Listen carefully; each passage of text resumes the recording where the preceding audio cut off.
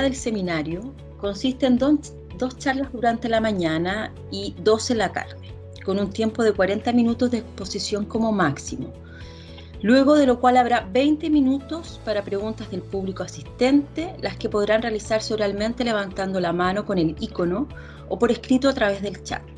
Una vez terminada cada charla, haremos un receso de 20 minutos. Ahí estaría la metodología del seminario. Daremos paso a la primera charla, titulada Ciencia para la Ciudadanía en Educación Básica, a cargo del profesor David Santibáñez Gómez, profesor de Biología y Ciencias Naturales, magíster en Pedagogía y doctorando en Didáctica de las Ciencias, docente universitario en cursos de Didáctica de las Ciencias, Naturaleza de las Ciencias e Indagación Científica, director en carreras de Pedagogía Básica, investigador en Naturaleza de las Ciencias, indagador científico y conocimiento pedagógico del contenido, autor de textos escolares, sitios web de recursos educacionales, artículos científicos y capítulos de libros en el ámbito de la enseñanza de las ciencias y la formación de profesores de ciencias, miembro fundador de la Sociedad Chilena de Educación Científica.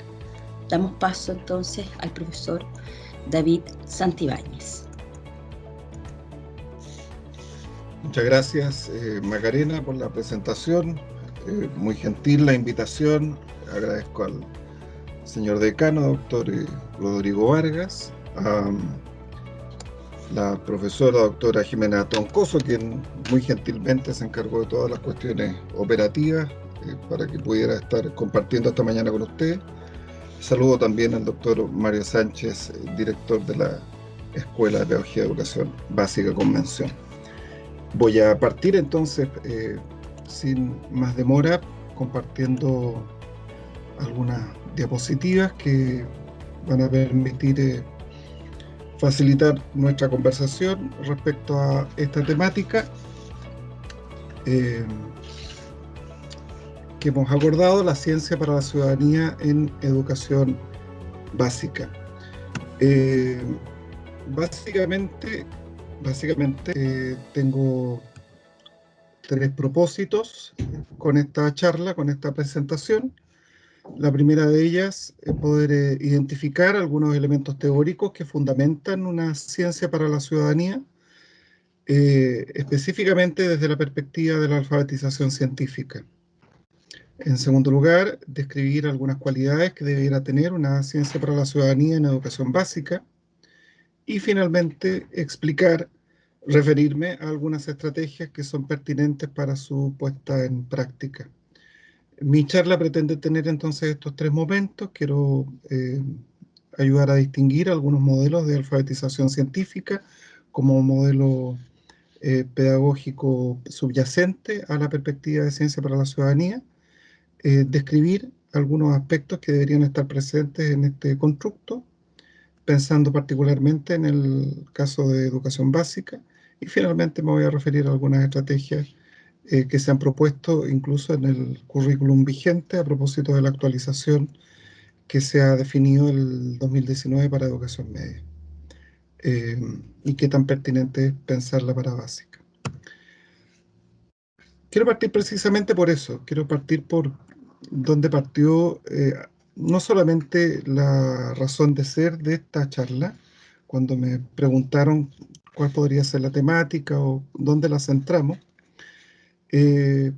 tuvo que ver esto con una decisión muy relevante que tomó la Unidad de Currículum y Evaluación en términos de la reestructuración de los programas de estudio de educación media partiendo por tercero y cuarto. Esto va a seguir, pero tiene su base en una reforma que se hacía necesaria hace mucho rato.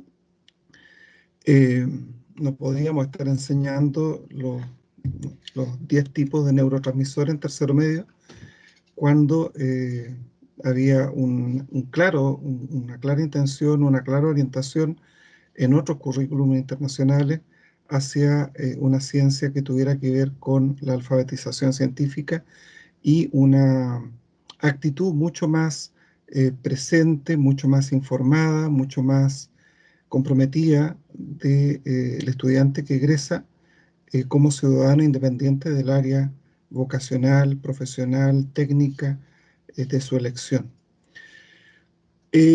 Para quienes no están familiarizados con este nuevo curso, que es un curso general de tercero y cuarto medio, que se llama así, Ciencias para la Ciudadanía, este implica conseguir comprender conceptos de ciencia de una manera compleja en relación con situaciones del diario vivir, con un propósito central y tal vez independiente de las otras características que voy a desplegar, esta sea la más importante de todas. La pretensión es formar un ciudadano alfabetizado científicamente, que desarrolle el pensamiento crítico, que de alguna manera vaya intercambiando los juicios de valor, las opiniones sin sustento, por la capacidad para tomar decisiones desde una perspectiva informada, haciendo uso de la evidencia, que es la gran particularidad que tiene la ciencia como tipo de conocimiento distinto a otros tipos de conocimiento. Eh, de la misma manera, promueve una eh, conexión muy estrecha con las demás áreas, cuestión que claramente en básica está mucho más fácil de zanjar a propósito de que son profesores que habitualmente participan con los niños no solamente en una, sino que en varias asignaturas. Bueno, quiero concentrarme en este concepto en particular de alfabetización.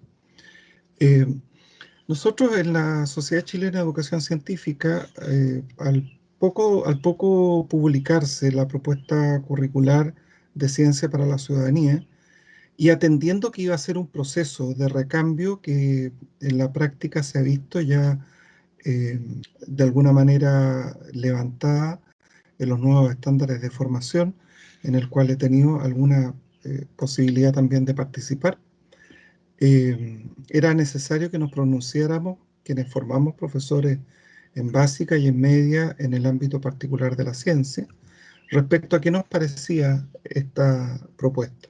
No voy a agotar todo el análisis que aparece en un documento que ustedes pueden revisar en el URL, la dirección que pongo ahí abajito, dentro del sitio web de la ACHEC, pero quiero señalar que vimos varias fortalezas, eh, particularmente la posibilidad de integrar conocimiento, de incorporar a todos los estudiantes que estuvieron en un rol bastante secundario en el sistema técnico profesional.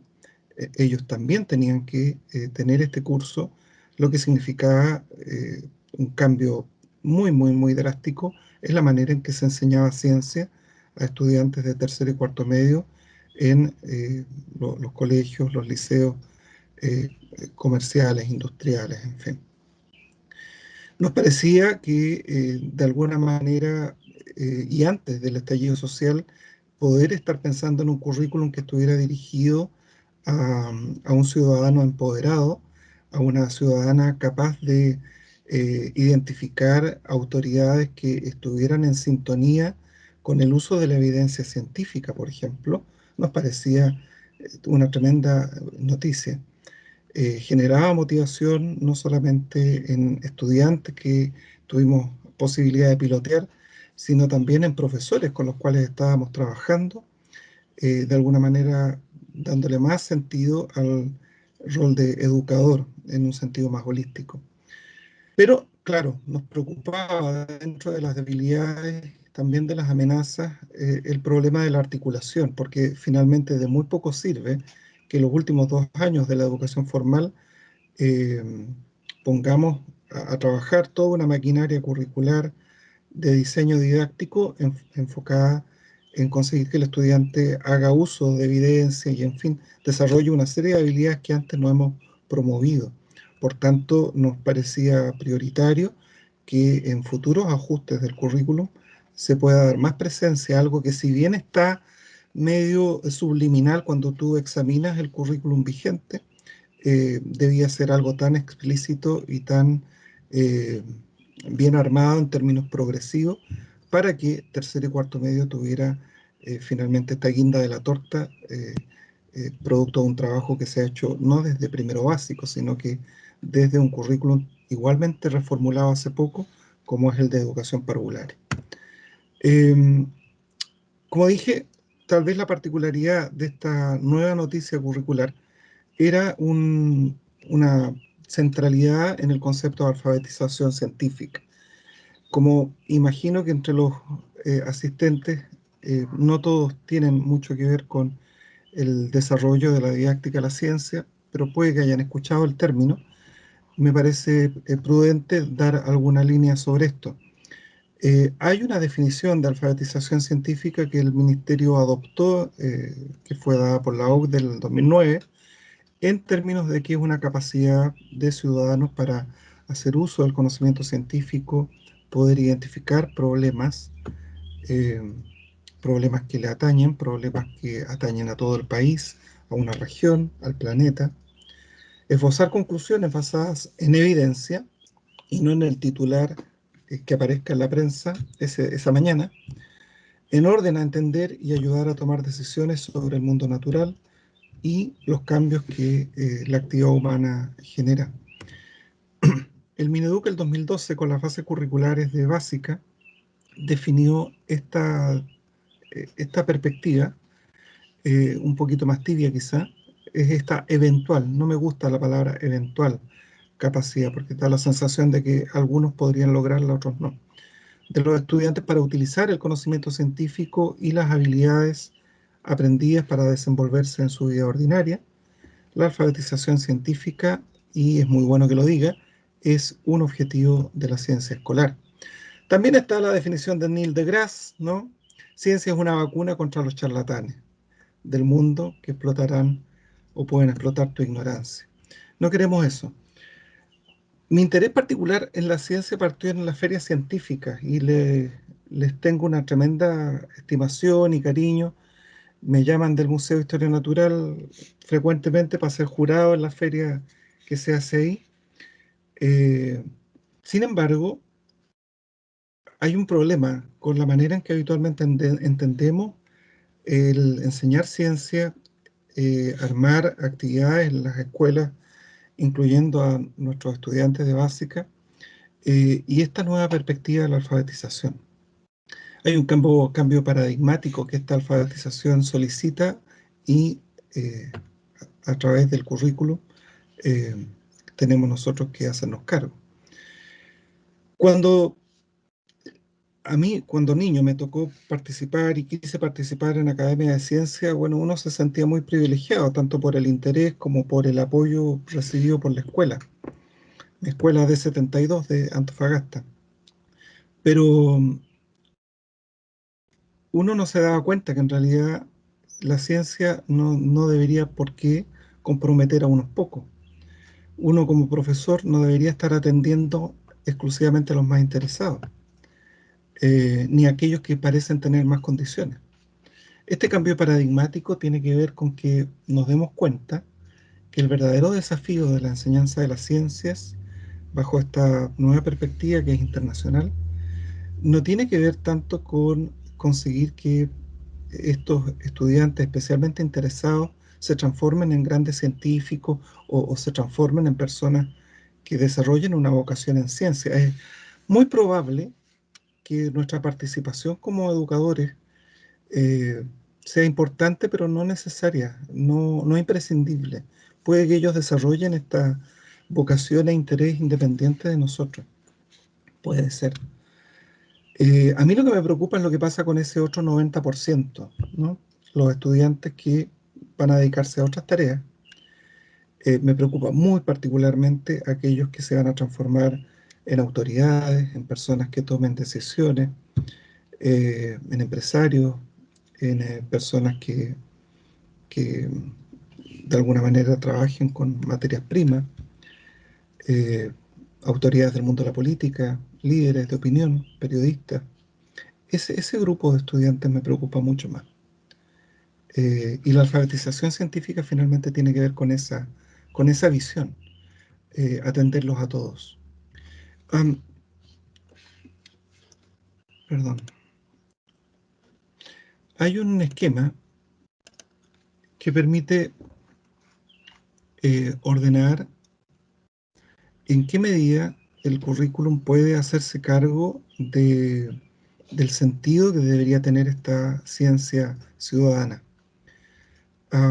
Es un modelo definido por Stuckey y otros autores que han pensado de manera holística cuál debería ser el propósito de la enseñanza de la ciencia y de lo cual deriva el interés por una ciencia ciudadana, en donde primero él plantea una perspectiva que separe los intereses que son propios, intrínsecos, de aquellos que son extrínsecos, que separen en forma simultánea una perspectiva inmediata del hoy con una perspectiva futura. Entonces, básicamente lo que él plantea es que hay una dimensión individual que le da relevancia a aprender ciencia y por tanto a enseñar esa ciencia. Si yo me concentro en la perspectiva del hoy y mis estudiantes de un quinto básico, bueno, yo esperaría que se genere una motivación intrínseca en cuanto a que la ciencia habitualmente es muy interesante. A los niños les fascina saber sobre animales, les fascina saber sobre los planetas, eh, les fascina prácticamente cualquier cosa que tenga que ver con los seres vivos. Eh, yo, parte de mi investigación tiene que ver con entrar a salas en muchas comunas en Santiago, en Valparaíso también. Y yo veo niños muy chiquititos, más grandes, y de educación media también me toca ver. Y cuando tengo un profesor que es capaz de aprovechar esa curiosidad, eh, no hay ningún estudiante que quede indiferente. O sea, yo creo que existe ese interés intrínseco que le aporta relevancia. Claro, si por otro lado, dado el proyecto educativo, dado la perspectiva de orientación hacia la enseñanza que tiene ese colega, eh, no está centrado en despertar ese interés, es altamente probable que el interés al menos sea extrínseco, vale decir, que me vaya bien poder aprobar y sacar adelante las asignaturas de ciencia. Ahora bien, nosotros deberíamos conseguir que esta relevancia hacia la ciencia sea entendida por los niños en una perspectiva un tanto más futura, y por eso es tan relevante que nosotros podamos trabajar con todos nuestros colegas en los colegios, y eso implica que en la formación inicial les enseñemos a colaborar en una perspectiva de futuro. Yo estoy trabajando tal vez un tema súper acotado, me tocó enseñar sobre cambios de la materia en tercero básico, y me doy cuenta que esto es un engranaje de un montón de cosas que el niño va a ir aprendiendo y que van a tener un sentido progresivo en la medida que va pasando los niveles escolares.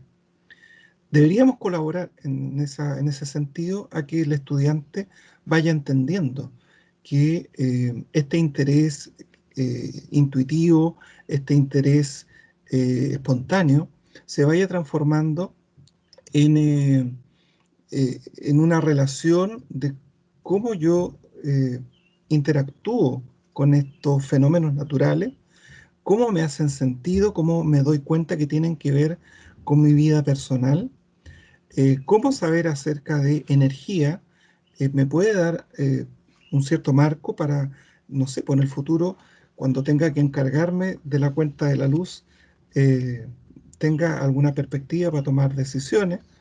eh, o una perspectiva para poder ahorrar, por último, en un interés muy personal, eh, pero ojalá podamos moverlo hacia una motivación eh, más amplia, ¿no? No solamente pensar en un interés personal, sino que también en un interés eh, cada vez más societal. Eh, Ganar en responsabilidad y en solidaridad hacia el futuro. En ese sentido, hay un segundo nivel que tiene que ver con la dimensión social propiamente tal, en donde nosotros también deberíamos tomar parte. Eh, Desde, nuevamente, la perspectiva intrínseca, ver cómo la ciencia me permite encontrar cuál es mi sitio de interés, mi sitio de comodidad, es algo que me gusta, que no me gusta, pero que eventualmente también podría estar simplemente gatillado por un encajar y asumir ciertos roles que la sociedad me impone, o darme cuenta que este conocimiento me permitiría a mí, desde una perspectiva extrínseca, ya sea comportarme como una persona responsable, ejercer una ciudadanía progresivamente comprometida, o por último, desde lo intrínseco, dejarme llevar por intereses que tengan que ver con una cierta coherencia, con ciertos valores eh, que me, que me hacen finalmente tomar decisiones generales sobre lo que va a ser mi relación con la sociedad. ¿Qué rol quiero jugar yo en el futuro en esa sociedad? Darme cuenta que soy parte de un todo, darme cuenta que no es que la sociedad me afecte, sino que yo también puedo afectar a esa sociedad si es que me lo propongo. Y en definitiva, una visión vocacional, en la medida que me doy cuenta, con el mismo juego, ¿no? Que yo podría basarme exclusivamente en una motivación extrínseca, depender exclusivamente de tener buenas notas, conseguir un buen resultado en la prueba de ingreso a la universidad, o ir logrando un vínculo progresivo entre mis intereses vocacionales, eh, mi, mi dimensión de servicio, mi sensibilidad social, y darme cuenta que la ciencia es relevante no tan solo como una perspectiva laboral, en donde pueda yo recibir un buen sueldo, eh, sino que también como una oportunidad para transformar al país. David, En ese ¿estás sentido, sí, presentando? perdón, ¿Sigues claro que presentando? sí, sí, Ya, estoy presentando, pero no sé qué estamos, pasó. Ya, estamos- perdón, sí, estamos escuchando solamente. ok, Sí, vuelva a proyectar ahí, a compartir su presentación. gracias. Ahí sí. El panorama que estaba explicando, de alguna manera, uno debería proponer como educador en ciencias y en colaboración con tus colegas en el sistema escolar, donde te corresponda. Estamos hablando de básica, pero esto naturalmente que requiere una interacción con las educadoras, con los educadores en párvulo y con los profesores de media, conseguir que el estudiante comprenda que la relevancia de la ciencia no tiene tan solo que ver con sacarse buenas notas, no tiene tan solo que ver con lograr un buen puntaje en la PSU, sino que tiene que ver finalmente con adquirir ciertos saberes que desde la dimensión vocacional me lleven a mí a contribuir a un proyecto país, me lleven a mí a ser parte de una sociedad que requiere urgente transformación. Y en donde la ciencia, por Dios que lo hemos visto en este año, tiene mucho, mucho que hacer. Ciencia y equidad nunca se vieron tan comprometidas como lo ha ocurrido en esta pandemia. En ese sentido, interesante el esquema de Stuckey respecto a cómo la relevancia que la ciencia adopta tiene una perspectiva intrínseca, extrínseca, y por un lado hay una temporalidad que me permite a tres niveles, individual, social y vocacional, ir haciendo ver a los niños, a las niñas, que la ciencia puede ser mucho, mucho más que una asignatura que cumplir dentro de muchas otras más. Ahora bien, recién hablaba de que hay una alfabetización científica. Déjenme complejizarlo un poquito más. Eh, Unos autores escandinavos, noruegos, como es Hostrom y Aikes, desde el 2016 están publicando una serie de artículos en donde le han dado un refrescar al concepto de alfabetización a propósito de los tiempos en que vivimos. Cuando el ministerio mencionó por primera vez la alfabetización científica, básicamente lo que ellos pregonaban era conseguir que nuestro conocimiento científico enseñado, curricularmente relevante, tuviera una perspectiva desde lo científico técnico hacia una perspectiva que tuviera que ver con la aplicación contextualizada.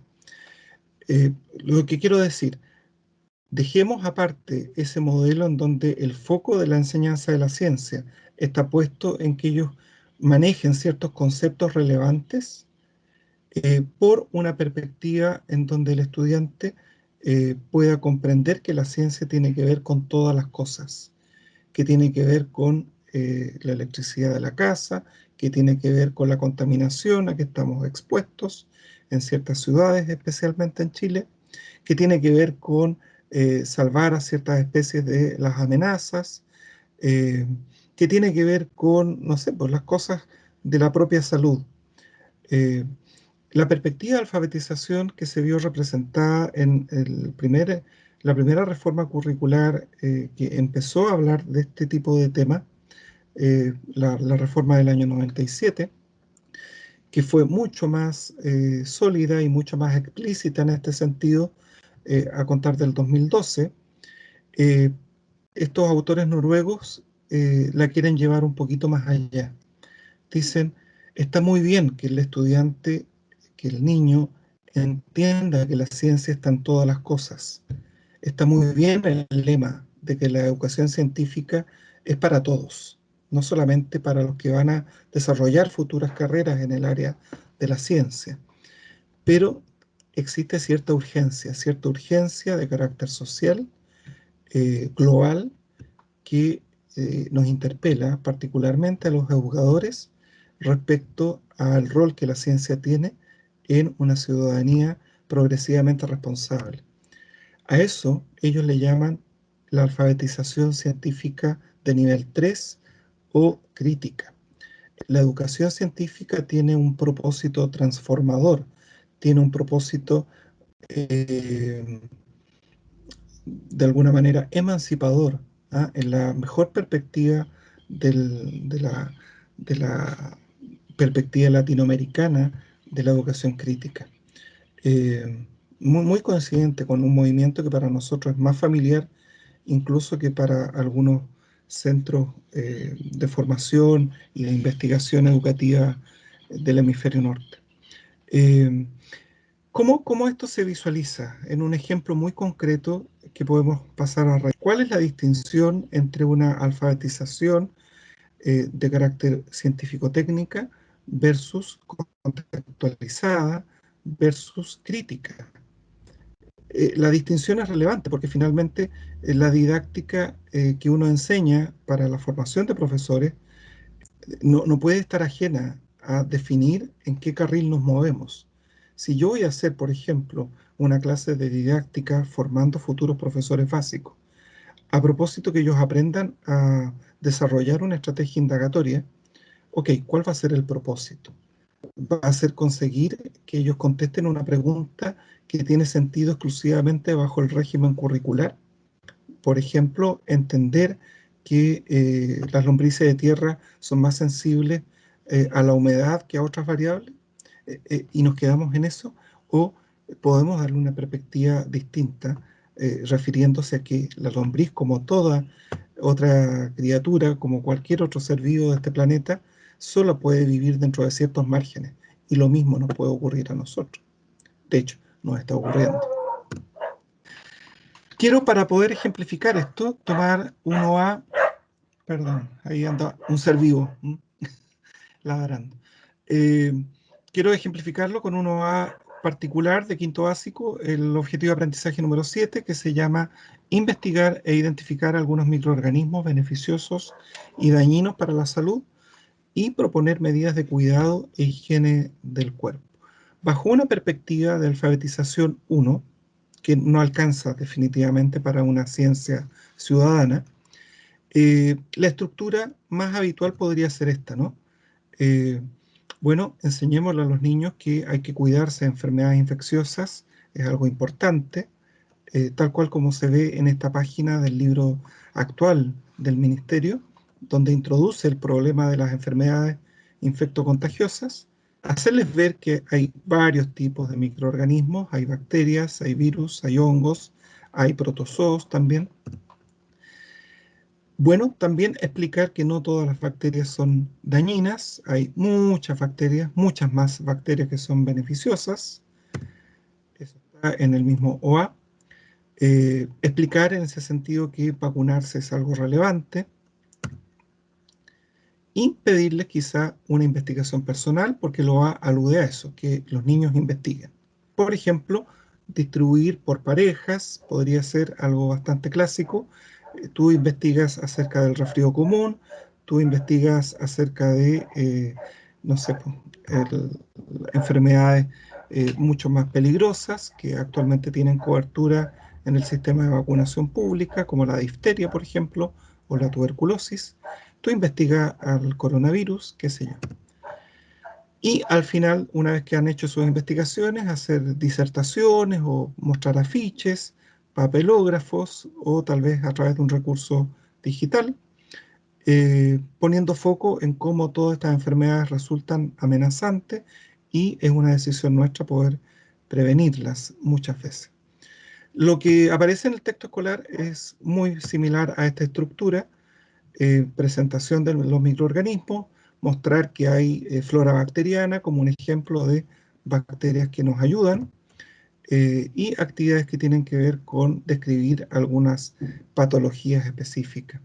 Este podría ser un esquema clásico de una alfabetización científica de carácter técnica, ¿no? Con el foco puesto en lo conceptual. Válida, ¿ok? Pero insisto, mi propuesta, mi perspectiva es ir un poquito más allá. Tomando siempre el mismo OA, uno podría revisar una perspectiva de nivel 2, contextual. Entonces, tal vez en esta secuencia de aprendizaje parto con la idea de que cuidarnos de las enfermedades infecciosas es algo importante, muy parecido al anterior. Explicar que hay muchos tipos de microorganismos, vale decir, poner el relieve en la biodiversidad y que algunos de estos microorganismos son patógenos. A propósito de ello, ya darles el micrófono a los mismos niños que han aprendido sobre prevención. Estoy imaginando, por ejemplo, un escenario del próximo año, ¿no? Una clase tal vez presencial, ojalá. ¿Qué hemos aprendido sobre prevención durante la pandemia? Escucharlos hablar de mascarillas, escucharlos hablar de la importancia de lavarse las manos, por ejemplo. Y a propósito de cosas que van a salir sí o sí en esa conversación, eh, ponerles una atención respecto a la eficacia del lavado de manos. ¿Qué tan eficaz será? ¿Por qué creen ustedes que es eficaz más allá de lo que dicen las recomendaciones en la tele o en tanta campaña que apareció? ¿Sabían ustedes que hay mucha evidencia? Por ejemplo, este es un trabajo antiquísimo del año 78, en donde se averiguó a propósito precisamente de una pandemia que nos daba lo mismo la manera en que nos lavábamos las manos. Siempre que te lavas las manos, hay áreas de la mano que tú te olvidas siempre. Hay áreas que son frecuentemente olvidadas y hay unas que se olvidan menos. Entonces no da lo mismo la parte de la mano que analices, hay partes mejor resguardadas que otras. Interesante, ¿no? Entonces, ¿qué les propongo? Hagamos una indagación abierta. ¿Qué preguntas se les ocurren a ustedes que nos podríamos formular a partir de esta información que les acabo de dar? Y eventualmente ellos dicen, a mí me gustaría saber si efectivamente cuando me lavo las manos, hay parte de mis manos que quedan todavía contaminadas con microorganismos. Ok, ¿qué podríamos hacer? Fíjate que con gelatina de esta que venden en el supermercado, tú podrías fabricar un caldo, le agregas unos nutrientes y podrías ahí cultivar algunos microorganismos. Hagámoslo, ¿no? Podría ser una demostración o podrían ellos, con alguna supervisión, hacer estos calditos de cultivo y ver qué es lo que ocurre, tal vez exponiendo distintas partes de la mano. Ellos preparan o envían informes y analizamos lo que fue toda la experiencia para finalmente discutir respecto a esta pregunta original. Hablemos de la eficacia de las medidas de prevención. De alguna manera, la distinción respecto a la secuencia anterior está dada porque en este caso quiero que el estudiante se dé cuenta de que Primero, la ciencia no es una cosa nada, ¿no? Todavía, independiente que el año 78 se haya hecho esta investigación, podemos volver a revisarlo, haciéndonos nuevas preguntas, viendo si la manera en que ellos visualizaron esta realidad para el año 2020 continúa, eh, eh, dándose cuenta de que una medida que ha sido tremendamente instaurada a nivel global funciona para el propósito que estaba definida, cómo podría mejorarse y sobre todo, y yo te aseguro que va a salir de ellos, cómo se lo informamos a los demás, ¿sí? Y que se den cuenta que la ciencia efectivamente da respuestas concretas. Eh, Esa es una perspectiva de alfabetización de tipo 2. Llamamos a esto contextual. Da la sensación de que eso fuera muy bueno, pero podemos llegar, como dije, un poquito más allá. Siempre con el mismo OA, yo podría partir por describir la pandemia. Ya parto con este contexto, describir la pandemia como un fenómeno que se ha repetido en la historia humana. Esta no es la primera pandemia, hemos tenido pandemias tremendamente más terribles en años y siglos anteriores. Subrayar en ese sentido el papel que han jugado las vacunas y las medidas de higiene y pedirles en ese momento que investiguen acerca de qué vacunas piensan ustedes que tienen en su cuerpo funcionando y de qué enfermedades en este minuto los defienden. O sea, ¿cuántos de los niños, cuántos de los jóvenes terminan cuarto medio totalmente ignorantes de cuáles son las medidas que la ciencia les ha regalado a propósito de la defensa inmunológica eh, entregada a través de una vacuna? Eh, Créame que muchos, hay algunos estudios que son de temer y que te permiten entender de dónde surgen los movimientos antivacunas. Bueno, explicarles a los niños, quinto básico, entienden perfectamente, explicar la complejidad, los costos que implica una vacuna. O sea, ¿por qué no llegar a hacer unos experimentos y de una semana a la otra ya tener la solución? ¿Por qué no funciona de esa manera? Destacando el rol protagónico que han tenido en la historia de la inmunología y la inmunología más reciente en torno a coronavirus, científicos, científicas chilenas, ¿ah? Como el doctor Calergis, que ha sido portada innumerables veces desde que partió la pandemia, pero también eh, gran presencia de científicas que han desarrollado algoritmos que permiten estudiar epidemiológicamente el coronavirus y también participar en el desarrollo de vacunas. O sea, no estamos ajenos como realidad país a este desarrollo de carácter global. Ayudarles a organizar una encuesta para averiguar qué tan informadas están las personas sobre todo esto, particularmente las dificultades para fabricar una vacuna. ¿Cuánto sabe la gente acerca de esto? Y, bueno, hacer que los niños tal vez partan por sus pares, salgan al patio a preguntar, averigüen, colecten datos. De alguna manera, tenemos que enseñarles que una de las particularidades que tiene la ciencia de otras disciplinas es que trabajamos con datos que se deben recolectar. La investigación científica requiere empirismo, ¿no? Y no siempre ellos lo advierten si es que todos los conceptos se los dictamos nosotros. A partir de los datos, generar una reflexión sobre la relación que existe entre la salud de la población humana y el apoyo que se les presta a los científicos. Apoyo en términos de posibilidades de aprender y formarse como tales, a propósito de los espacios donde puedan desarrollar ciencia, a propósito de recursos económicos que el Estado o los privados les pueden asignar.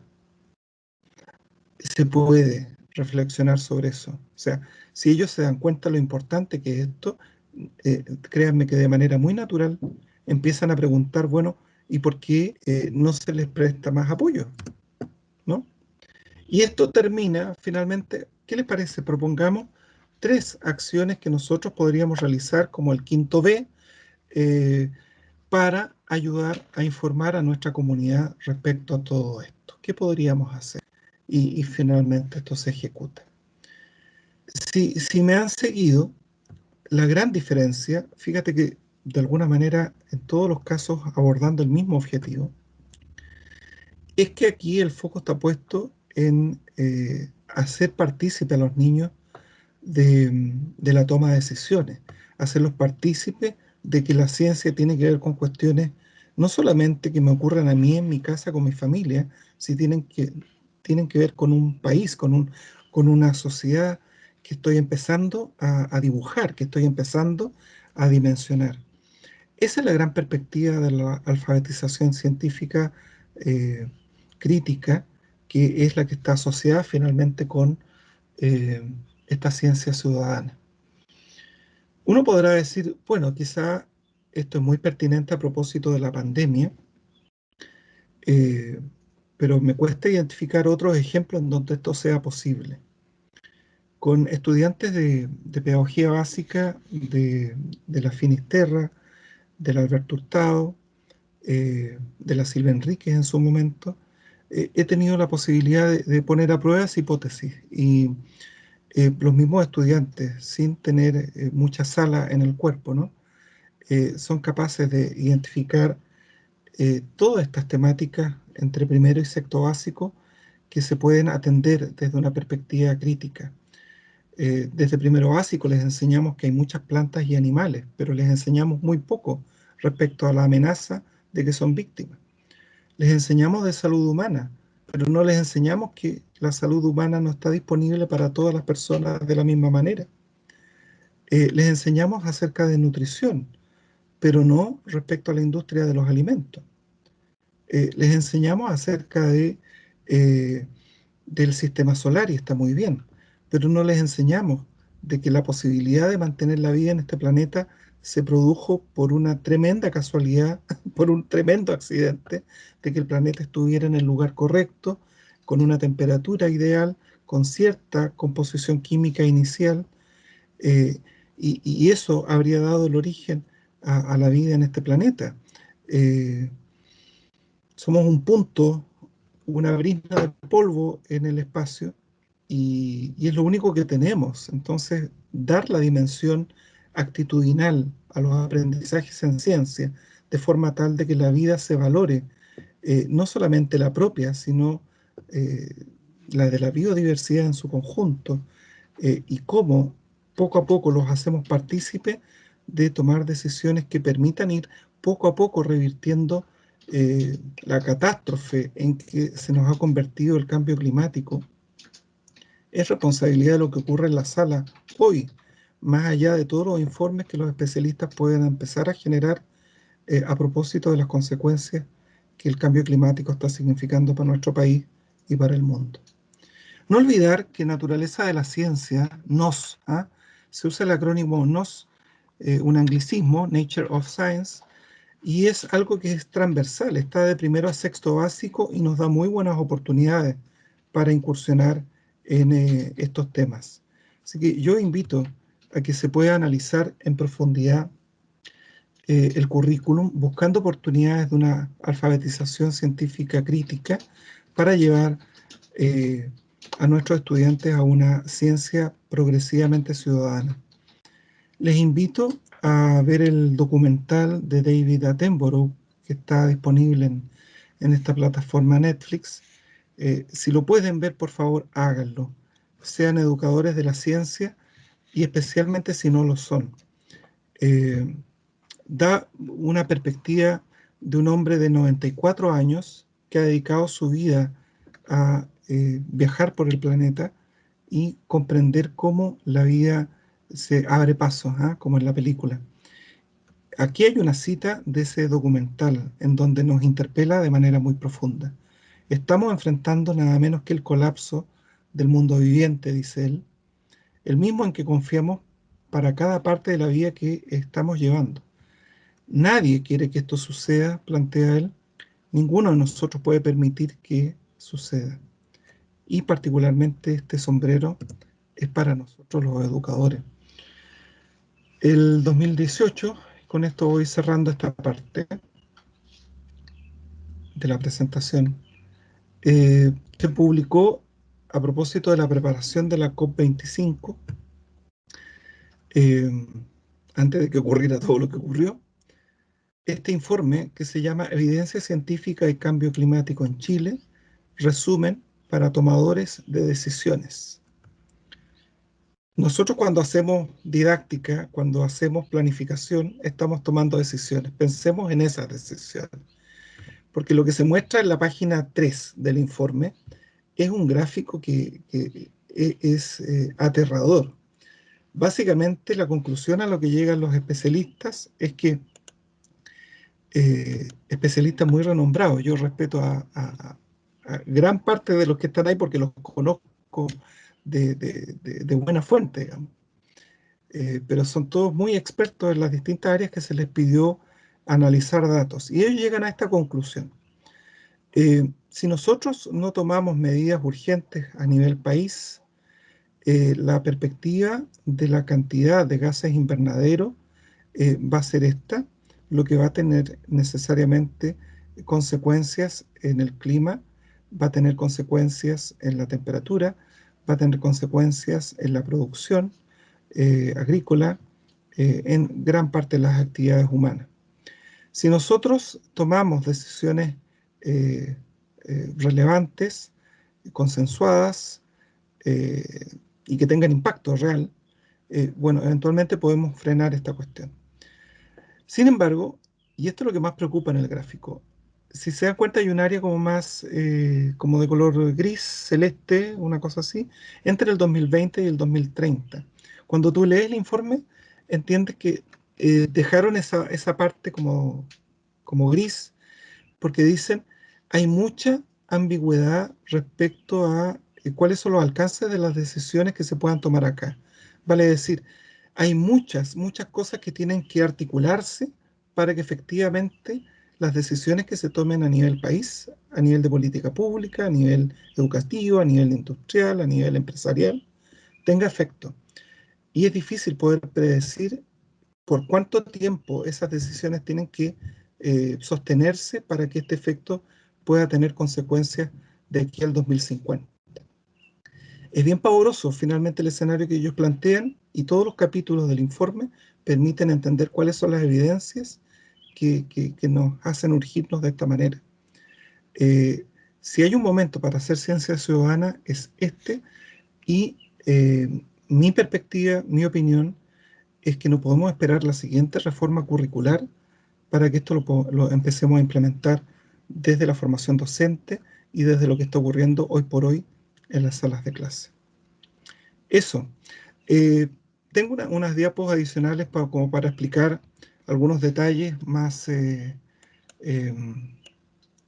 como te diré, de la implementación, pero los elementos más generales creo que los di a modo de contexto, como para detenerme acá y ver si tienen alguna pregunta que les pueda contestar.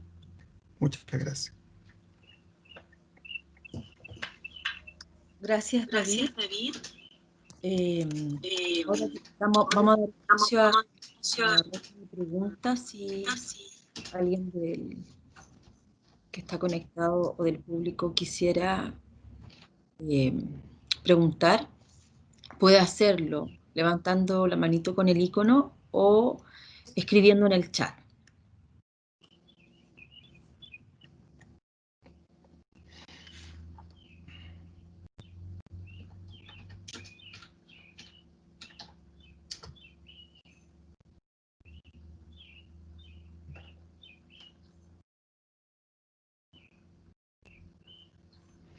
No hay apuro.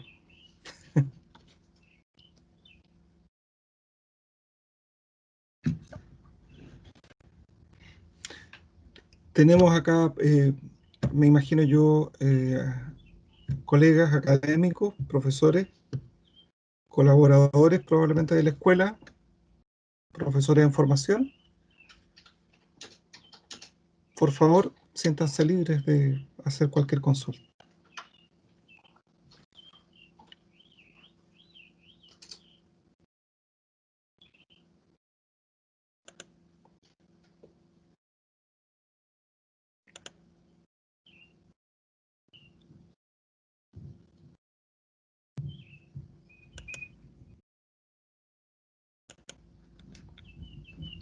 David, Dime, Jimena. sí. Bueno, primero felicitarte por la presentación y por el tema que abordas y cómo lo abordas, que me parece de suma relevancia y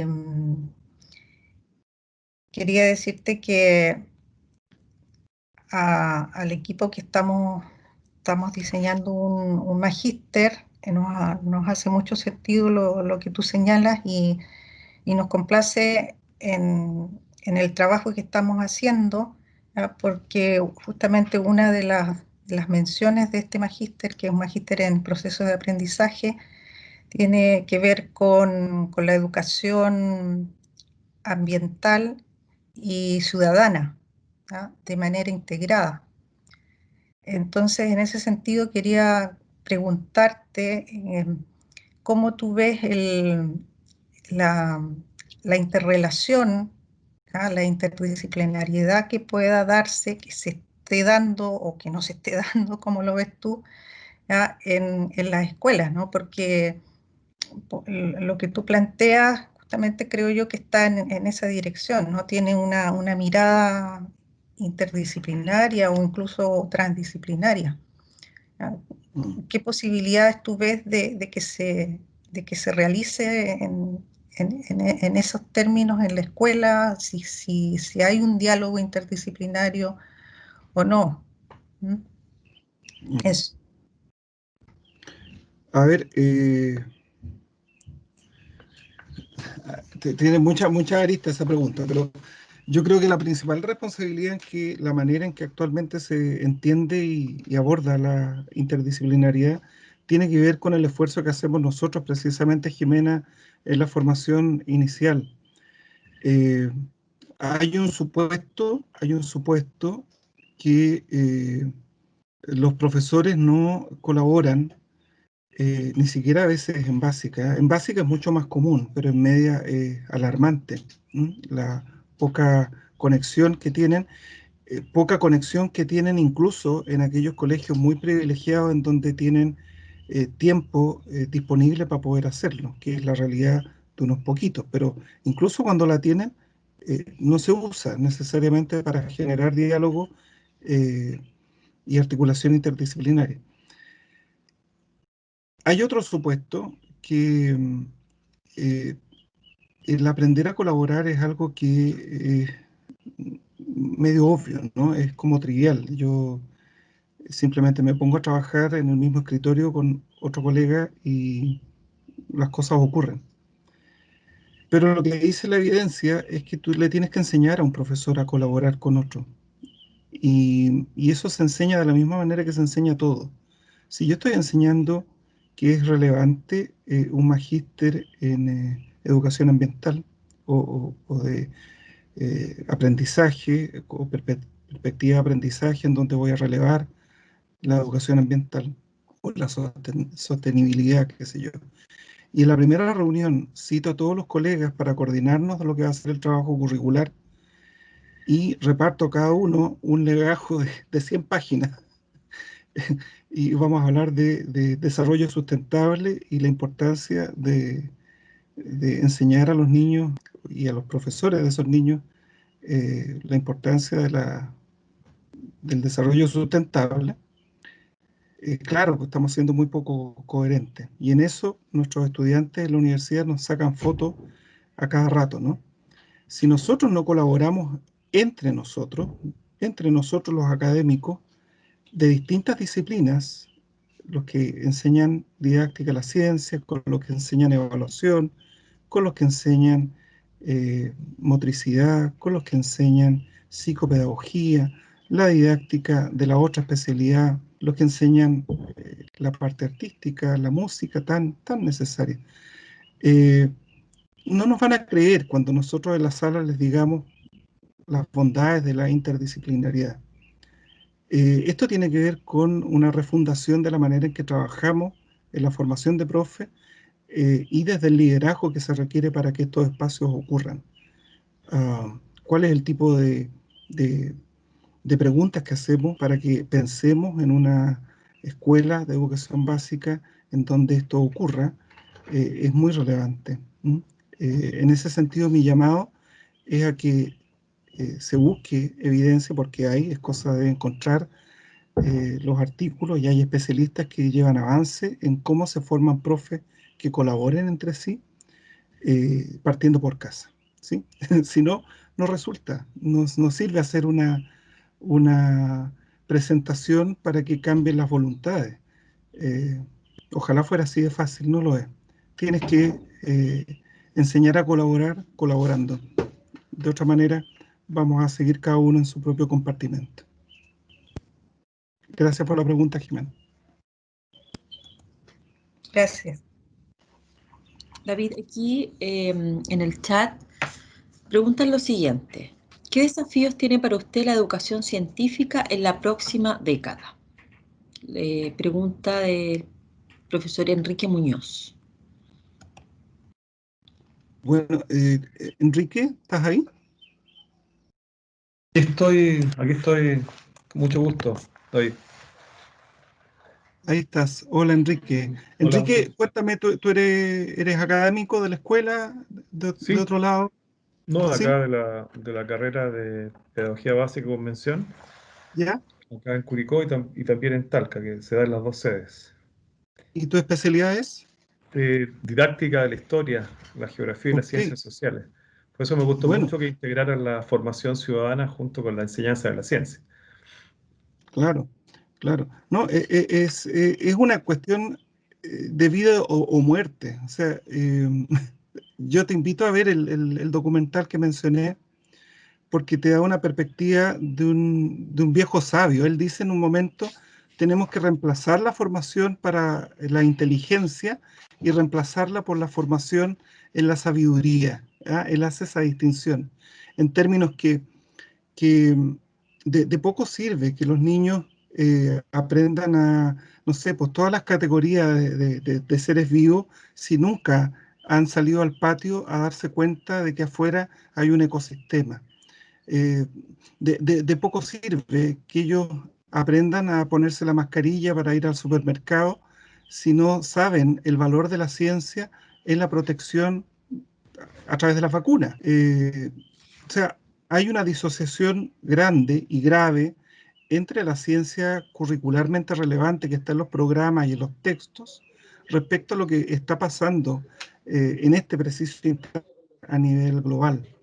Los niños no logran detectar cuál es el vínculo, y los responsables, bueno, en parte son los que han definido las políticas públicas, en parte ha sido la poca oreja que le han puesto a la evidencia. Eh, Recién estamos teniendo posibilidades de ingresar, eh, lo hablo desde la Sociedad Chilena de Educación Científica, en la política pública, eh, y se están tomando decisiones ya un poquito más basadas en evidencia. O sea, ¿qué es lo que hay acuerdo internacional respecto a lo que debe pasar con la educación científica en la próxima década?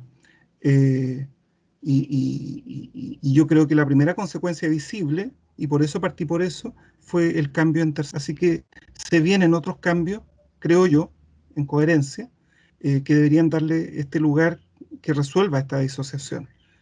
Eh, yo creo que educación ciudadana y su relación con lo que haga el especialista en ciencias sociales es esencial. Deberían planificar juntos, deberían evaluar menos y evaluar lo esencial. Cada uno tomará su parte, pero finalmente si seguimos enseñándolo a los niños que una cuestión es el aprender a ser ciudadano y otra cosa es aprender ciencia, estamos sonados, estamos sonados Sí.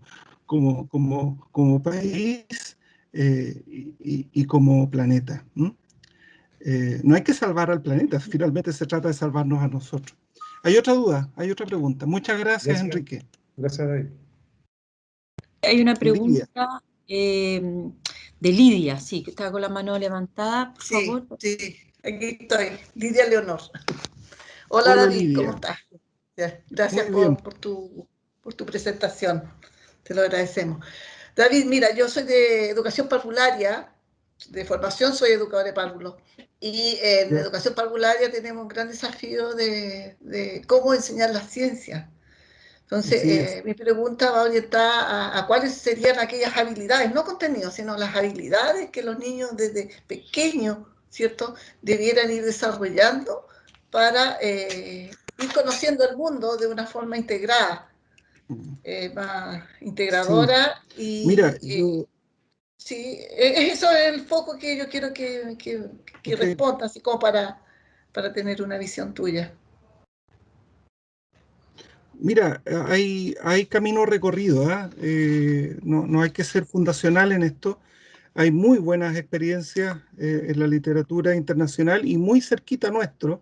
Yo creo que quien lleva la guaripola en este momento son las experiencias que nos ha regalado la Melina Furman, quien ha desarrollado un trabajo re interesante en los últimos 5 años con educadoras. Varias de esas experiencias se pueden mirar en YouTube incluso, y trabajando con niños al menos de prekinder, ¿ah? No sé si más pequeños, pero al menos en prekinder, lo que va como anillo al dedo a la reformulación curricular que tiene un claro sello de educación ambiental, ¿ah? Que es una muy buena noticia. Mira, básicamente mi consejo, mi apreciación es que debemos eh, exponer a los niños a situaciones en donde se den cuenta que frente a un mismo fenómeno, frente al mismo objeto, hay, por ejemplo, distintas perspectivas. Que ellos se den cuenta que hay un elemento subjetivo cuando yo me acerco a un fenómeno. Eso es muy importante, porque si yo no me doy cuenta de eso, me estoy perdiendo una de las cuestiones fundamentales del conocimiento científico, y es que yo interpreto a partir de lo que ha sido mi propia historia, mi propia percepción, mis propios intereses. Y si yo me doy cuenta de eso, es más probable que en el futuro, cuando ya tenga una base conceptual un poquito más rica, bueno, pueda preguntar a la profesora, al profesor, cosas tan interesantes como ¿cómo se sabe que eso es verdad? Y esa atención es fundamental para desarrollar este pensamiento crítico que ya cuando sean ciudadanos va a ser clave, por ejemplo, para la elección de ciudadanos. O sea, eso es algo que parte en la cuna y tiene que ver con, por ejemplo, generar oportunidades para el desarrollo de la intersubjetividad. ¿Mm? Así que es de lo mismo que habla la Melina Furman. Yo aconsejo, si me permiten mostrar nuevamente la última lámina, muy breve. Aconsejo, a propósito de la pregunta de Lidia, que se metan al sitio www.laspreguntaseducativas.com, en donde Melina Furman ha ido publicando una serie de libritos, ¿ah? No es un tremendo tratado, pero da respuestas muy concretas en educación científica y en educación en general, especialmente con el trabajo con niños pequeños, Ok. párvulos y niños de educación básica. En el mismo sentido, el aporte de nuestra querida Digna Couso ha publicado y se puede descargar gratuitamente este texto Enseñando Ciencia con Ciencia, en donde puedes sacar varias ideas reconcretas, Lidia, para trabajar en educación parvularia. ¿Mm? Así que sí, hay material. Mi perspectiva es el desarrollo de habilidades científicas, particularmente aquellas que permiten potenciar un pensamiento crítico, Lidia. Luego lo vamos floreando con conceptos que terminan siendo los medios sobre los cuales este pensamiento crítico se sigue enriqueciendo. Muchas gracias. Gracias. Okay. Tenemos dos preguntas. Una de Macarena, que dice, ¿cuál es el rol que cumplimos los profesores en esta educación para la ciudadanía?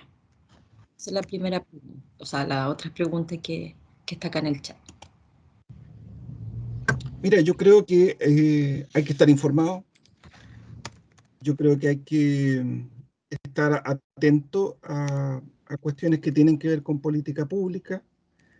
Pienso que hay que ser muy responsable de que no por el hecho de estar trabajando en un determinado lugar, los niños conocen las problemáticas que atañen a ese lugar. En ciencia, lo mismo que en ciencias sociales.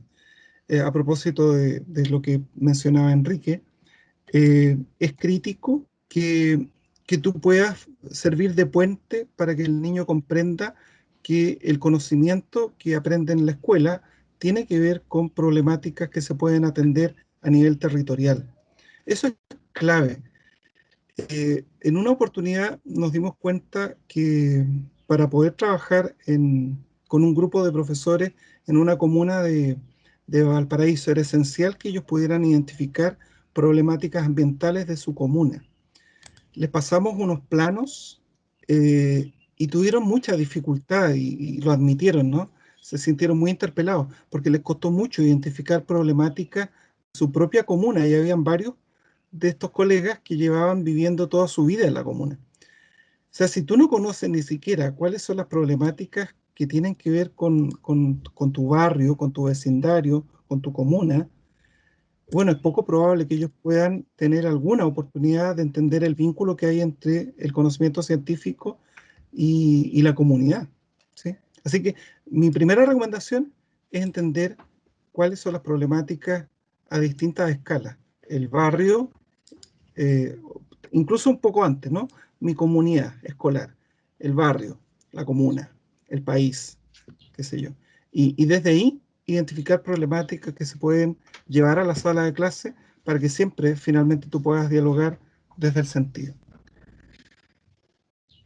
Ya. Oye, me pasa algo que no puedo dejar de, ahí sí, dejar de compartir. Ahí sí. Quería poner ahí mi correo, si es que alguien me quiere escribir. Creo que estamos ya pasados de tiempo. Lo puede colocar. Aquí en el chat puede ingresar ahí. Lo voy a poner ahí, por si acaso. Siempre quedan preguntas o quieren establecer contacto. Pues a propósito de lo que me cuentas del Jimena del Magíster, puedan querer apoyo o para lo que piensan que pueda servir el contacto. Hay una última pregunta. ¿Hay otra pregunta de Gerardo? Y Gerardo dice, ¿cuál crees que es el requisito fundamental para lograr la colaboración entre académicos que forman profesores más allá de las condiciones de operación institucional que podemos reconocer como necesarias?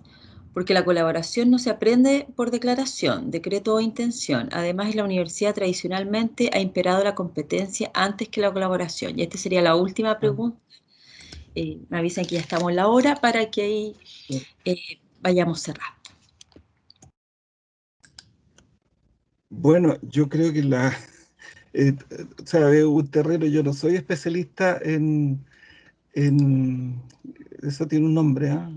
Cómo operan las comunidades de académicos. No tengo muchas respuestas. Te puedo hablar de lo que ha sido mi experiencia a cargo de grupos. Me ha tocado en algún momento ser director de carrera o tener cargos de gestión.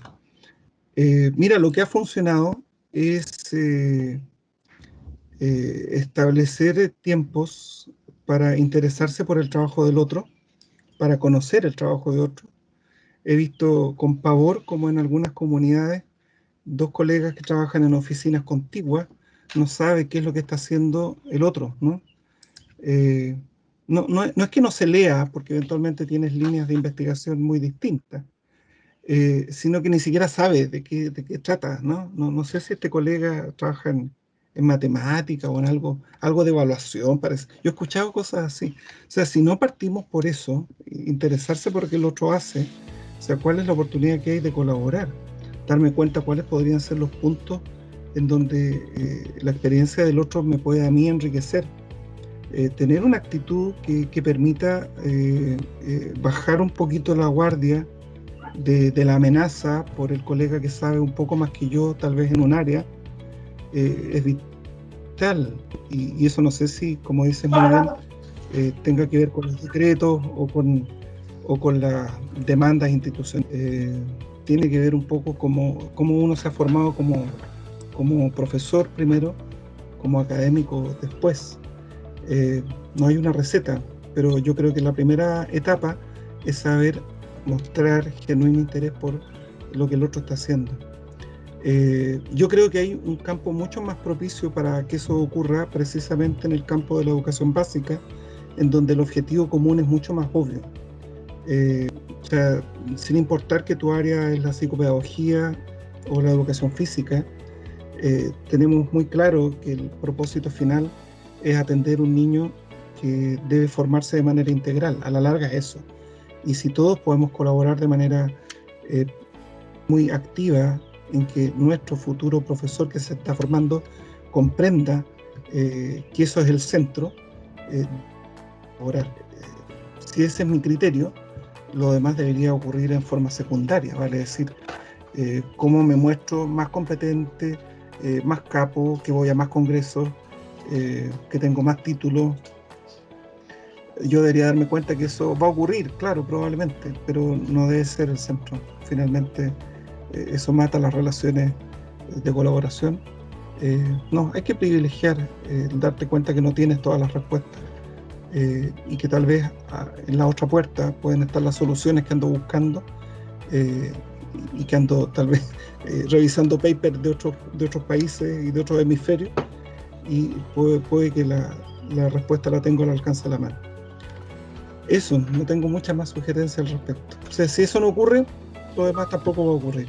Ok, sí, gracias a ti. Macarena, muchas gracias.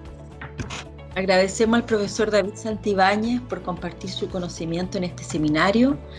Haremos un receso y volveremos a las 10:30 para la charla Formación Ciudadana en la Escuela del Dr. Rodrigo Salazar. Muchas gracias. Hasta luego.